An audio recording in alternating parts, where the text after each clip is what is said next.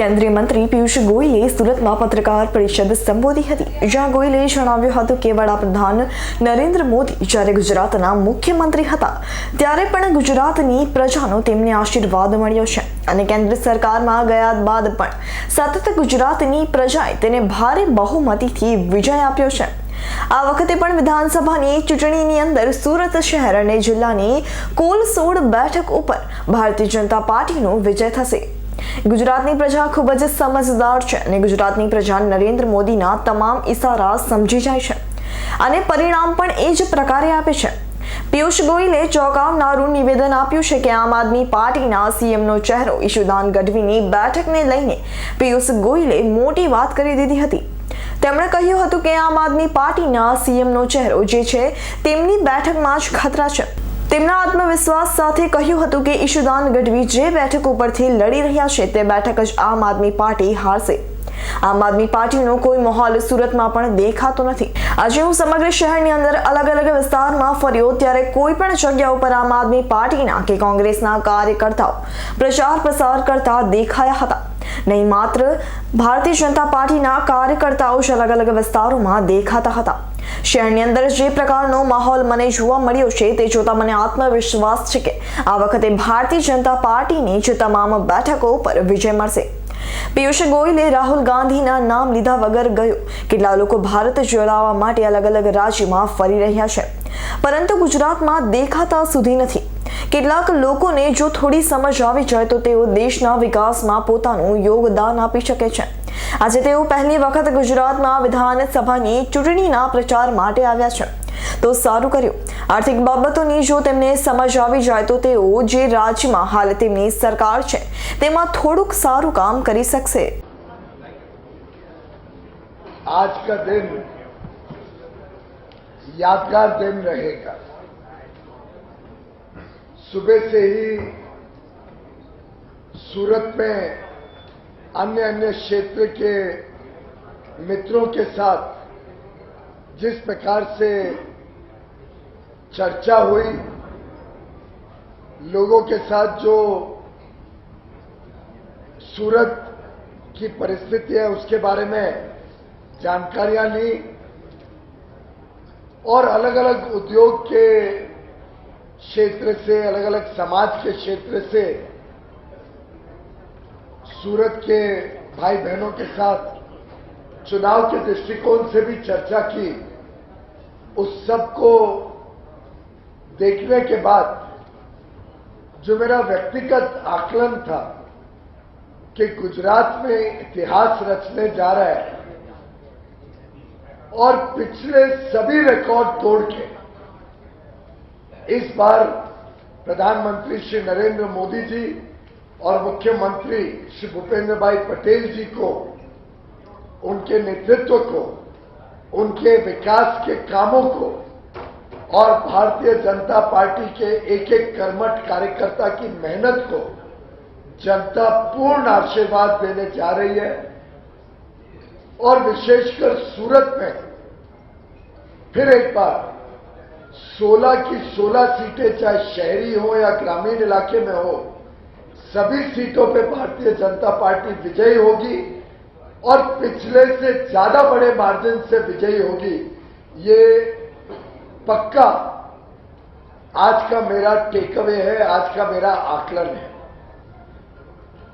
जो उत्साह, जो जोश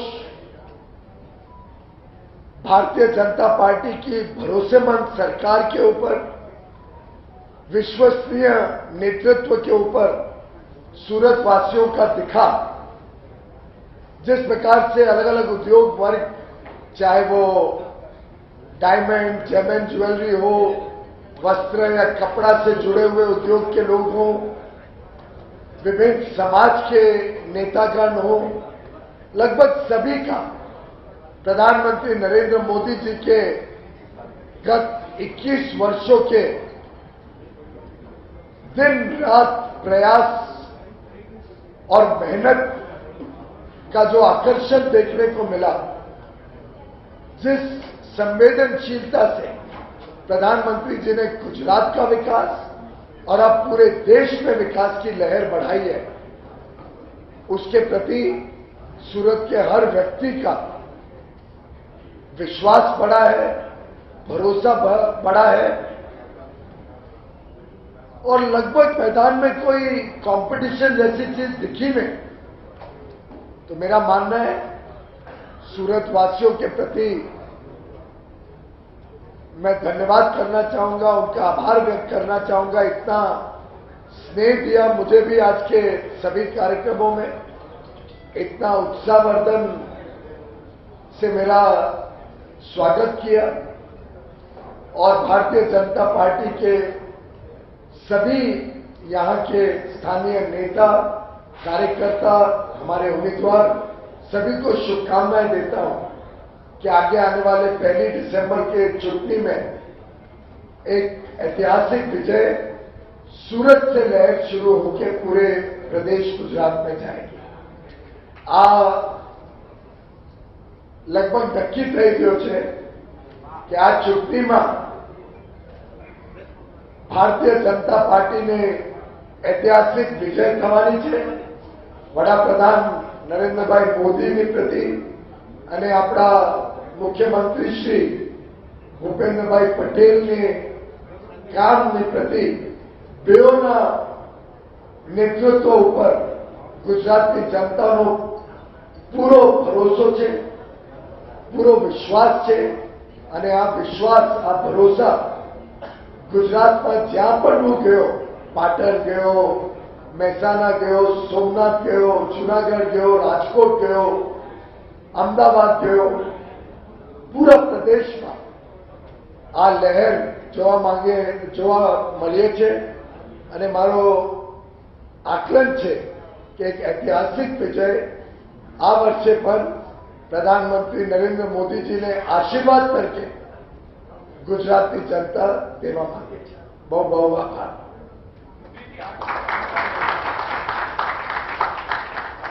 उद्योगों में गए, इनसे मुलाकात की, उनकी क्या समस्या सुनी आपने और उन्हें क्या कुछ बताया? मेरा डायमंड, जेम और ज्वेलरी के साथ काफी विस्तार से मिलना हुआ, चर्चा हुई। वस्त्र विभाग, टेक्सटाइल के अन्य क्षेत्र के साथ, गारमेंट्स हैं, प्रोसेसिंग है, अभी synthetic rayon export promotion council के साथ चर्चा होनी है। लगभग सबने संतोष व्यक्त किया।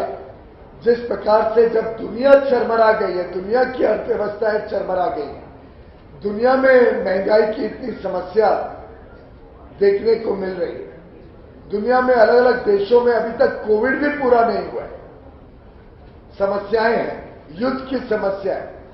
ऐसी परिस्थितियों में जिस काबिलियत से माननीय प्रधानमंत्री नरेंद्र मोदी जी ने, माननीय वित्त मंत्री निर्मला सीतारमण जी ने भारत की अर्थव्यवस्था की कमान संभाली, भारत के उद्योग जगत को सहायता दी, लगातार ईज ऑफ डूइंग बिजनेस हो, ईज ऑफ लिविंग हो, अलग अलग कानूनों में सुधार लाने की बात हो, पर्याप्त मात्रा में ऋण उपलब्ध कराने की बात हो या निर्यात को प्रोत्साहन देने की बात हो, लगभग हर विषय के ऊपर सरकार ने प्रोएक्टिव मेजर्स आगे बढ़ के चीजों को संयम में रखा, चीजों पे नियंत्रण रखा।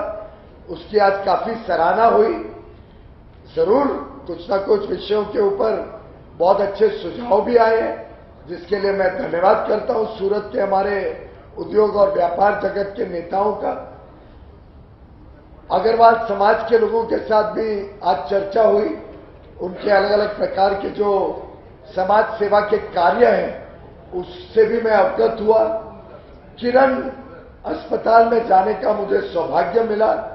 बेहतरीन सुविधाएं किरण हॉस्पिटल में सूरत के लिए उपलब्ध कराई जाती है। लगभग 75,000 मरीजों को आयुष्मान भारत के तहत 5 स्टार फैसिलिटीज के साथ उनकी सेवा करी जाती है। आजादी के अमृत महोत्सव के उपलक्ष्य में 750 से अधिक बहुत ही जटिल ऑपरेशंस करके किरण अस्पताल ने जो समाज सेवा का काम किया है, उसके लिए भी मैं सभी जो ट्रस्टीज हैं, जो किरण हॉस्पिटल के साथ जुड़े हुए हैं, जो 400 से अधिक दानदाता हैं जिन्होंने उस अस्पताल को खड़ा करने में अपना सहयोग दिया, मैं रिकॉर्ड पे लाना चाहूंगा कि यही सूरत की ताकत है। ये जो संवेदनशील चरित्र है सूरत का, ये वाकई में तारीफ करने लायक है। और मैं समझता हूं आगे भी चल के सूरत इसी संवेदनशीलता के साथ सभी की सेवा करते रहे। पीयूष गोयल जी, आपने नो कॉम्पिटिशन और वेव की बात की।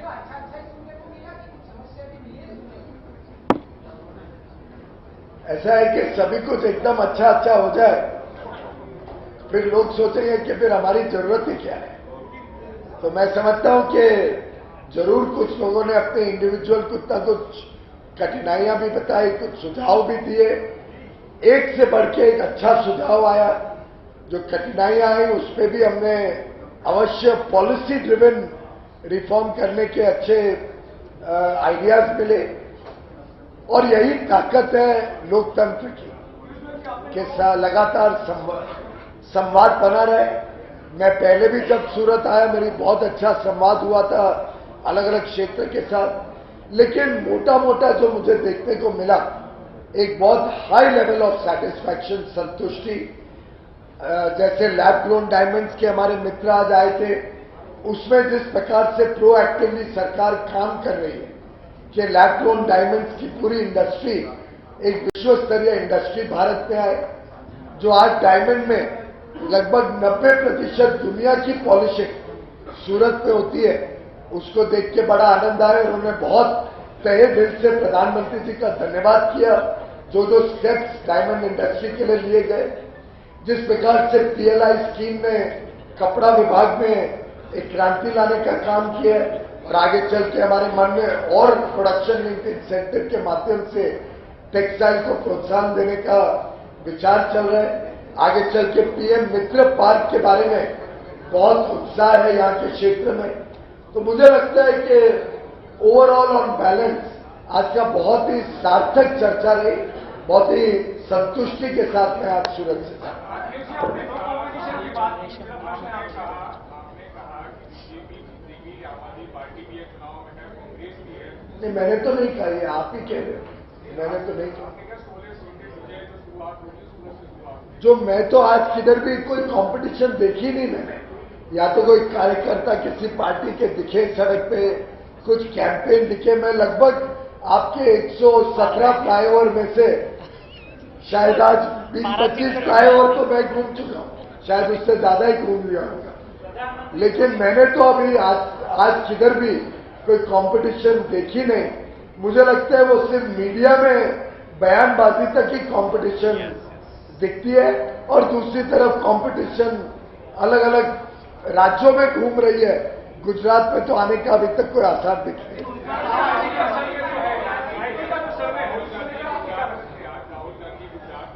आए, चलो बहुत अच्छी बात है। फाइनली कुछ हुआ।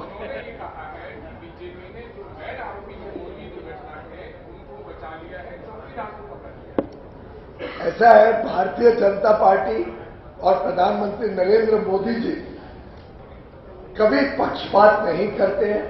हमारी सरकारें कानून को अपना काम करने देती हैं, और the law will have its way. जो भी कानून के हिसाब से कार्रवाई है वो इंडिपेंडेंट होती है, उसमें सरकार कभी दखलंदाज नहीं। मोदी जी ने बोला था कांग्रेस से डरना जरूरी है, आप बोल रहे हैं किसी जगह प्रचार नहीं दिखा। प्रधानमंत्री मोदी ने कहा था कि साइलेंट प्रचार हो रहा है, आपका इस पर क्या कहना है? मुझे लगता है गुजरात की जनता बहुत समझदार है।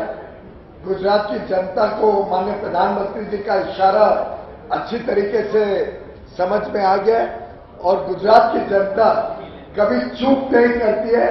अधिकांश यहाँ पे लोग बहुत तोल मोल करके अपना निर्णय लेते हैं। गत 27 वर्षों से उन्होंने भाजपा को आशीर्वाद दिया है। प्रधानमंत्री मोदी जी का काम पहले मुख्यमंत्री और फिर प्रधानमंत्री के रूप में 21 वर्ष तक अनुभव किया है, और फिर एक बार प्रधानमंत्री मोदी जी को गुजरात की जनता का प्यार, स्नेह और आशीर्वाद मिलने जा रहा है। सर, राहुल गांधी ने आज अपने बयान में ये कहा कि दो भारत है, एक अमीरों का भारत है, एक गरीबों का भारत है। साथ ही उन्होंने ये कहा कि सबसे ज्यादा बेरोजगारी पिछले 45 सालों में अभी चल रही है। क्या कहेंगे इस पर?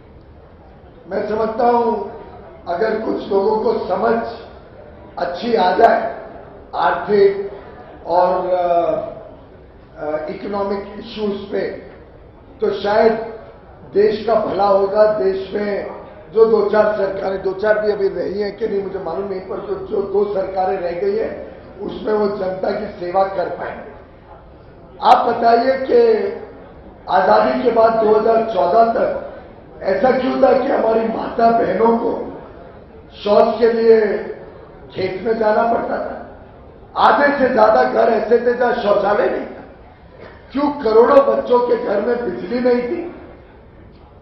ऐसा क्यों हुआ कि स्वास्थ्य सेवाओं के लिए देश तरस गया था? आजादी के लगभग 55 वर्ष तक तो उन्हीं के परिवार ने राज शासन किया। तो मैं समझता हूं कि बयानबाजी और नारे के अलावा कांग्रेस ने इस देश को कुछ दिया नहीं। प्रधानमंत्री नरेंद्र मोदी जी ने जितना 8-8.5 वर्षों में केंद्र में सरकार चलाते हुए जो संवेदनशील उनके व्यक्तित्व का परिचय दिया है, फिर चाहे वो प्रधानमंत्री गरीब कल्याण अन्न योजना हो, 80 करोड़ लोगों को 28 महीने तक 4 लाख करोड़ से अधिक पैसा खर्च के अपना जो खाद्य है वो डबल देना। मैं समझता हूं ऐसा तो हमने कभी सपने में भी नहीं देखा, कभी पहले नहीं देखा। 50 करोड़ लोगों को मुफ्त में आयुष्मान भारत के तहत इलाज करना, देश के हर घर को इलेक्ट्रिक कनेक्शन देना, कुकिंग गैस कनेक्शन देना, डिजिटल इंडिया को घर घर तक देश भर में पहुंचाना, हर पंचायत तक ब्रॉडबैंड की कनेक्टिविटी लेके जाना। मुझे लगता है कि पूरे देश में, और 2014 के बाद 19 में तो मेजॉरिटी और बढ़ के प्रधानमंत्री जी के नेतृत्व में भाजपा को मिली और आगे चल के ये लगातार बढ़ती रहेगी। गुजरात में भी ऐसा ही ऐतिहासिक विजय होने जा रहा है। સુરતમાં હાલ ભાજપ દ્વારા અનેક નેતાઓને મેદાને ઉતારી દેવાયા છે અને પ્રચાર પણ પૂરજોશમાં ચાલી રહ્યો છે, ત્યારે મતદાન સમયે જ સારો ખેલ સમયે ખેલાશે। Bureau report S9 news Surat.